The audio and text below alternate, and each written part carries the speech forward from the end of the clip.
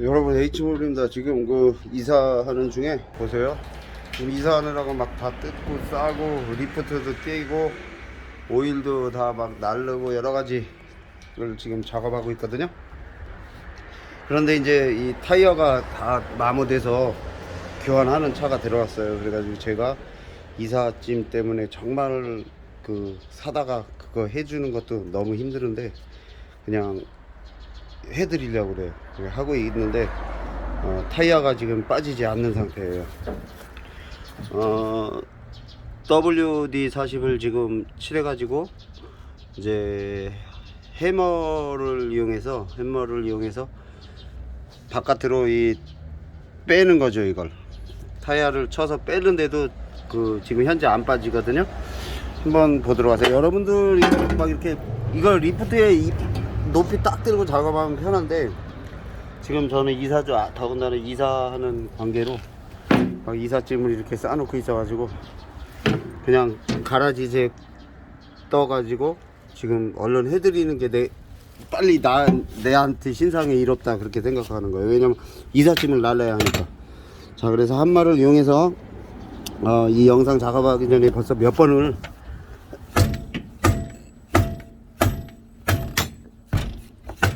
쳐도 이게 휠이 빠지지 않는 거야. 뭐 카메라를 잡지 않고 맨손으로도 몇 번을 지금 했는데 더 이상 치면 휠이 괜히 손상 먹을까봐 이 고무 부분만 치는 거예요. 탕탕탕탕 쳐도 안 돼요. 그래서 오늘 이 타이어를 이제 절대 따라하지 마세요. 이렇게 손으로 다 조였다가 한 바퀴 두 바퀴 이렇게 풀르는 거예요. 이렇게 풀르고 차를 운행해 볼 거예요. 도대체 이게 얼마나 쩔었는지. 그러면서 우리 새로운 정비장에 이제 가가지고 제가 짐 하나를 내려놓고 올 때 얘가 풀리나 한번 볼 거예요. 자, 이렇게 다 조인 다음에 손으로 한 뒷바퀴를 두 바퀴 정도 뒤로 풀었어요. 또 여기도 바퀴가 너무 쩔어서 안 빠지니까 한번 그냥 너트 없이 움직여 본다 이렇게 생각하세요. 여러분도 그걸 지금 보는 거예요. 영상으로 다 손으로 다 조였다가 뒤로 이렇게 두 바퀴를 풀었어요. 여기도 지금 손으로 다 조였다가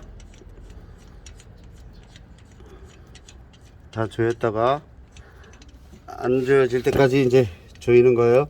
손으로 조였다가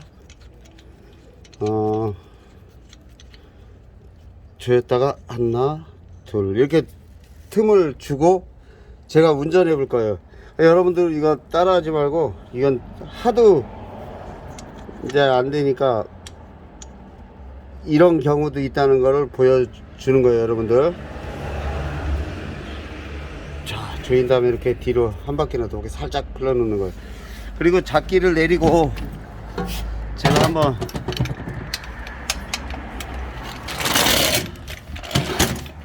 지금 이 상태로 따게 내렸죠. 그러니까 여러분들이 이거 따라하라고 하지 않았어요. 그리고 뭐 하다못해 어차피 날라야 되는 거니까 오일리에도 한 박스를 싣고 제가 지금 가보는 거예요. 오일리에 한 박스 싣고 자 여기다 제가 싣고 지금 문제는 이거를 이 타이어가 이제 쪄들어서 기름을도 뿌리고 했으니까 한번 이게 움직여 가지고 빠지나 그거를 보는 거예요.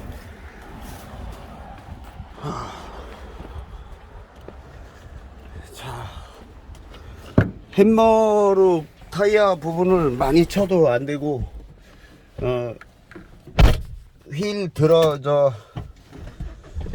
드럼 자체를 휠 자체를 살짝 쳤는데도 안 돼요. 그러면 아무 충격도 안 주고 그냥 운전해 가지고 굴러가면 얘가 이제 뒤로 밀려 가지고 빠지겠지 이런 계산으로 이제 하는 건데 과연 되는가 여러분들 보세요. 자, 지금 동일한 차를 제가 가지고 운전하는 거예요 지금. 그죠? 빨리 차들이 지나가야 제가 이제 이렇게 코너를 잔뜩 돌린 상태에서 운전도 해보고 브레이크도 밟아보고 다시 후진도 해보고 막 세게 운전을 막 과격한다는 걸 막 그냥 깨져라고 달린다는 게 아니라 핸들을 과도하게 돌려서 앞으로 가고 또 이 도로 노면을 운행해보는 거야. 그럼 벌써 얘가 충격을 먹어서 바퀴가 바깥으로 빠져나가려고 하는 습성이 있으니까 빠지겠지. 이렇게 급커브도 돌려보고 그랬는데 과연 빠질까 이제 그걸 보는 거예요. 근데 문제는 여러분들이 이런 경험을 안 해봐서 모르겠지만 안 빠지는 차도 있어요. 빠지는 차도 있고. 그래 지금 이 급커브를 지금 막 돌렸습니다. 다시 이렇게 직진을 하고 이 부분에서 여기는 지금 신호가 없고 그냥 공터 같은 그런 곳이거든요. 그래서 이제 제가 여기서 한 바퀴 또 360도 회전을 해볼 거예요.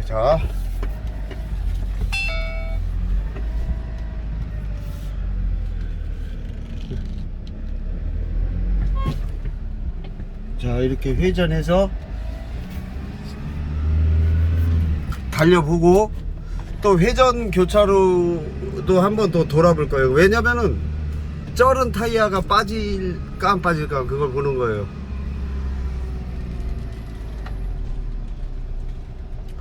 그리고 여러분들 왜 그 요소수 있잖아요. 요소수 모르고 요소수를 넣어야 되는데 연료 탱크에다가 또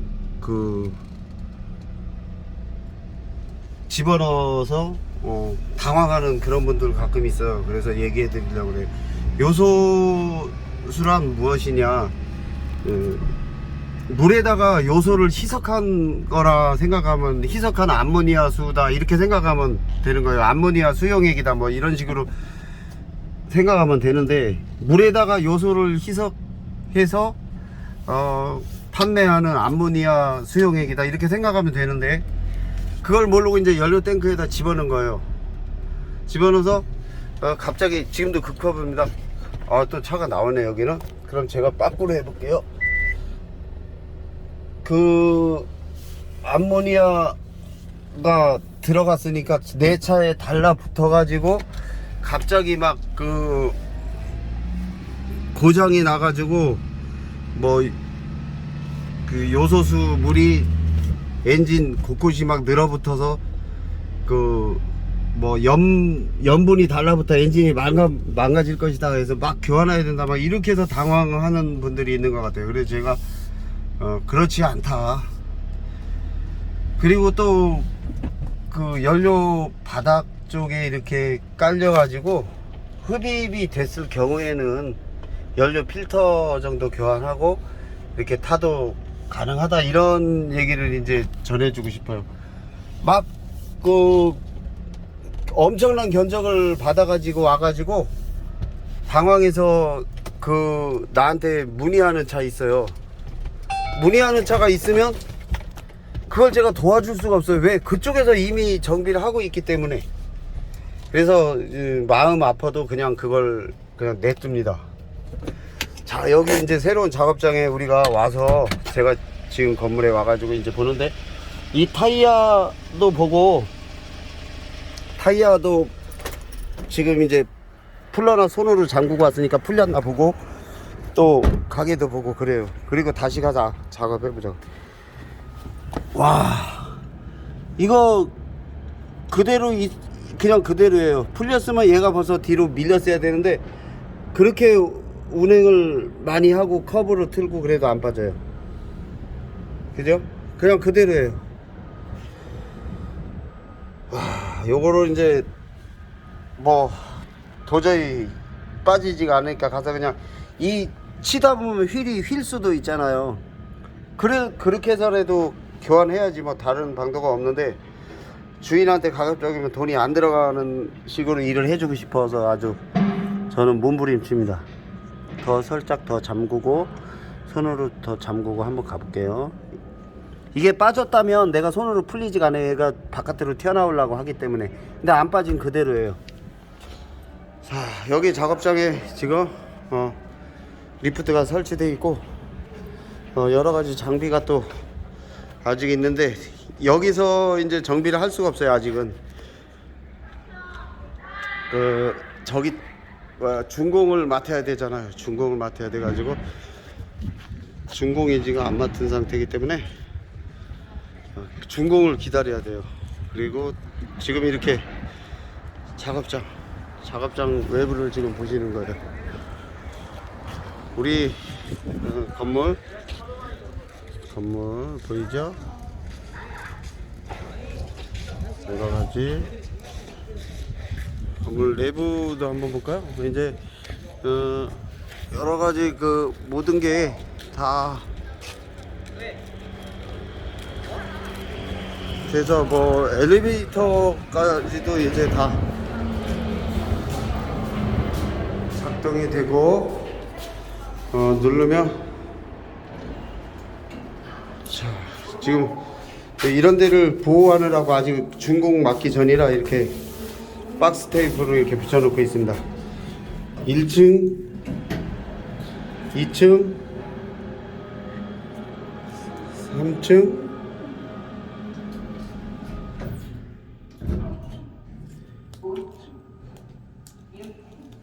이런 식으로 6층까지 지금 돼 있어요. 그러면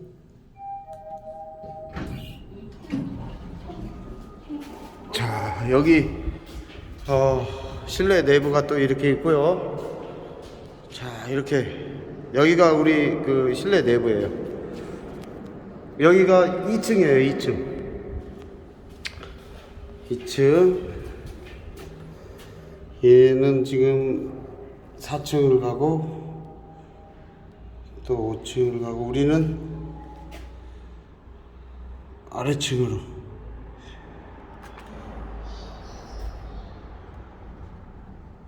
저는 그냥 엘리베이터 이제 작동되는 거 봤으니까 1층으로 다시 내려갈게요.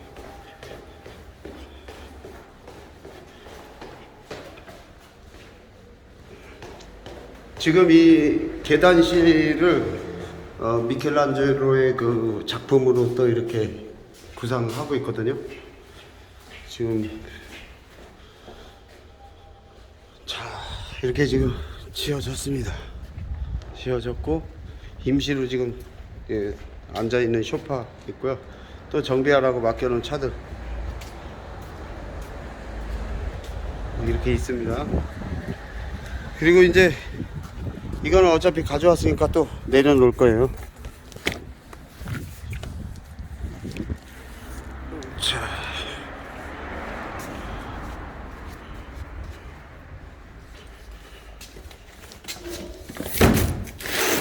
새로운 작업장은 확실히 좋죠. 와서 빨리.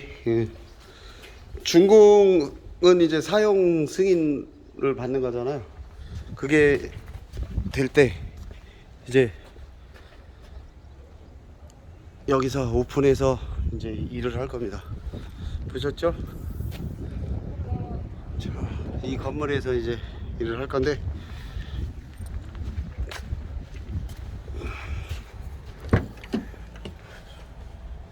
다시 가볼 거예요. 이거 뭐 타이어가 빠지지 않으니까. 요소 수가 모르고 잘못해서 넣었을 때 너무 당황하지 말고 그 요소수만 탱크에서 빼고, 탱크를 안 내리고도 뺄 수 있는 방법이 많아요. 그러니까 너무 그거에 연연하지 마시고 전문가와 상의하면 돼요. 전문가가 그 인성이 막 여러 가지 막 고객들한테 혼돈을 주지 않고 그냥 쉽게 해서 해주는 그런 전문가의 말을 신뢰하면 돼요. 대부분 모든 자동차 정비사는 그렇게 쉽게 다 얘기해서 고객이 편하게 할 수 있도록 그렇게 해줍니다. 저도 그렇고요. 그러니까 너무 한해한 말에 막 아주 그냥 심도 깊은 말에 그 너무 거기에 빠져서 걱정하지 마시고 쉽게 말해서 부담 안 주고 간단하게 고쳐주는 그 말을 신뢰해서 하면 됩니다. 지금 이 차 볼트를 다 거의 풀은 상태잖아요. 그렇게 하고 막 이렇게 많이 돌아다녀도 되지를 않아요. 꼭 힘들 때 더 안 빠지고 힘들 때 막 더 고통스럽게 쩔어 있고 이런 차들을 만나게 되는 경우가 많이 있어요. 이거는 뭐 내가 해야 될 문제지 차 주인이 뭐 신경 써야 될 건 아니겠죠. 나는 이제 내가 정비하는 사람이 하면 되는 거니까. 그래서 지금 코너링을 몇 번 돌아도 타이어는 그대로다. 그래서 타이어가 쩔어 있을 때 빠지지 않는 거는 많아요. 지금 코너링을 몇 번 들고 다시 이제 원위치로 와서 제가 이렇게 지금 턱이 진데도 덜컹 와보고 한번 이렇게 올라가서 다시 빼볼 거예요. 이게 과연 빠지나. 근데 여러분들은 따라하지 말고 그냥 제가 하는 것만 보고 이런 차도 있구나, 이사는 해야 되는데 왜 이렇게 안 빠지냐, 제발 좀 빠져라, 막 이런 말이 생각나요. 그리고 제가 보증을 서서 진짜 막 우리가 막 엄청 어려움에 이 광주 시내 사람을 도우느라고, 광주 시내 사는 사람들을, 우리 동네 사람들을 도우느라고 10억을 보증을 섰잖아요. 액수로 10억이 아닌데 이자까지 다 하다 보니까 10억이죠. 그럴 때 우리 지금 큰 딸이 비가 뚝뚝뚝뚝 떨어지는 집에서 동생들과 살고 있었어요. 저는 아버지로서 고생을 시키는 바람에 제가 그 집을 들어가지 못하고 보증슨 죄로 계속 일만 하고 빚만 갚는 사람으로 변하고, 그때 딸이 저는 차 고치는데 바로 위층에서 얼기설기 내가 대충 만들어 놓은 샌드위치 판넬 집에서 살고 있을 때 딸이 비가 엄청 오니까 줄줄줄 안에 컴퓨터에 있는 데고 방바닥에 오는 거예요. 그러니까 딸이 눈물을 흘리면서 비야 제발 오지 마라, 그런 소리를 들은 적이 있었어요. 딸이 눈물을 흘리면서 비야 오지 마라 이러면서 그런 소리를 들었을 때 지금도 비가 저는 싫은 거예요. 곡식을 위해서 많이 와야 될 때는 와야 되는 건 맞지만 비만 보면 그 생각이 나요. 그래서 제가 비가 와도 땅바닥에 드러넣어서 일을 하는 거를 항상 저는 두려워하지 않았어요. 왜냐면 딸 때문에, 딸이 그렇게 고생을 했기 때문에. 여러분들 그 아픔마저도 사랑해서 여러분들 성공하십시오. 제가 늘 성공 일 맨날 일 얘기하는 게 왜 그러냐면 바로 그런 아픔 때문에 그래요. 나의 딸이 비 맞고 막 전기가 찌릿찌릿 오고 그러니까 비야 제발 울지 마라 하면서 우는 목소리를 들을 때 아버지로서 놀 수 있겠어요? 계속 이랬죠. 지금 이거 빼볼게요. 햇머리 아직도 뭐 여기가 풀리지 그냥 그대로 있어요. 이게 바퀴가 그냥 그대로 있는데 이게 빠지질 않는 거예요.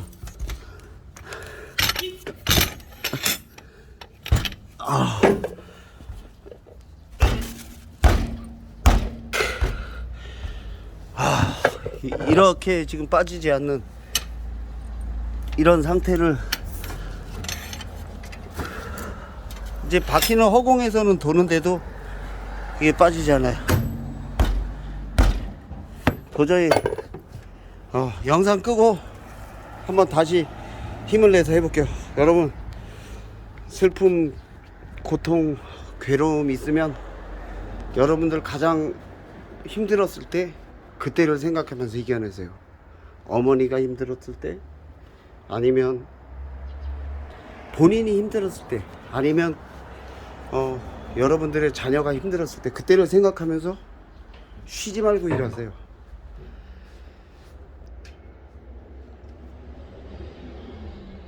다음 영상에 찾아뵙겠습니다.